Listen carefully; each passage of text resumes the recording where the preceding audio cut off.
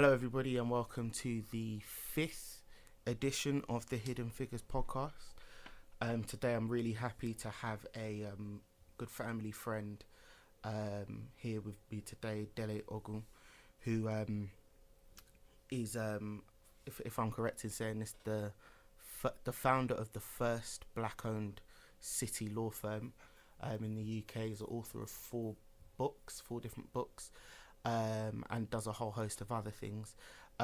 So I guess just to, if you don't mind, could you introduce yourself in terms of, obviously you said that, or I just mentioned that you're the founder of the first black law firm.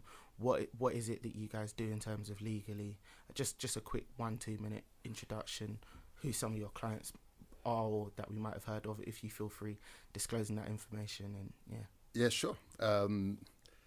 It is the first black-led city law firm, established 22 years ago, at a time when even black city lawyers were a rarity. Most of the lawyers in our community were immigration lawyers, criminal lawyers, family lawyers. The commercial lawyer, the corporate lawyer, was a sort of rare bird from our community, and I had been practicing in the city for 10 years with some of the major law firms. My last firm was Hogan Lovells. I was practicing there as a corporate tax lawyer for 6 years before I then decided that we needed to move the boundary. We needed to get to the next level. The next level was our law firms doing the same kind of work as the city corporate law firms were doing, commercial law, corporate transactions, takeovers, heavy commercial litigation, commercial arbitration, international arbitration.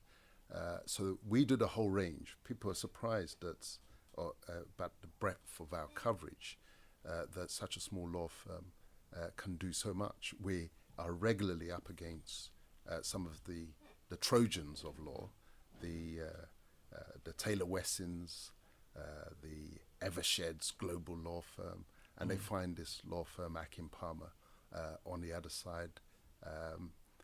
The clients that we've dealt with over the years, they range from, and I must give him a special mention because he came on board at a very early stage in the life of the practice.